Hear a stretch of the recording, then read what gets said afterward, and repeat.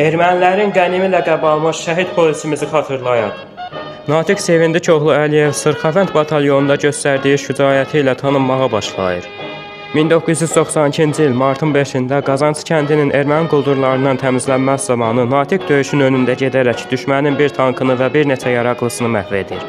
Bir çox cəbhədə döyüşlərə qoşulur, yaralansa da bu onu saxlamır, müalicəsi bitər-bitməz təkrar cəbhələrə geri qayıdır. Daha sonra daşbaşı yüksəkliyi uğrunda gedən qanlı savaşda 4 silah yoldaşı ilə birlikdə gizli yollarla düşmənin arxa tərəfinə keçir.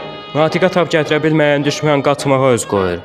O yüksəkliyə hamıdan birinci qalxaraq Azərbaycan bayrağını həmin zirvəyə sancır. Beləcə yoldaşları ona ermənilərin qənimi ləqəbini verirlər. Daha sonra Natiq Ağdərə rayon polis şöbəsində könüllü olaraq xidmətə başlayır. Tezliklə ermənilərə qan uddurduğu silahı PK pulemyotuna da dostları Koroğlunun Misri qılıncı ləqəbi verirlər.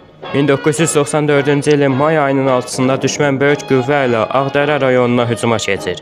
Natiq və polis yoldaşları ağır texnika ilə silahlanmış və sayca üstün olan düşmən ilə döyüşə girişir. Say üstünlüyündən istifadə edən namərd düşmən döyüşçülərimizi araya alaraq mühasirəyə almaq istəyir.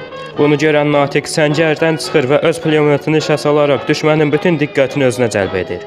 Bundan istifadə edən döyüşçülərimiz mühasirədən çıxa bilirlər.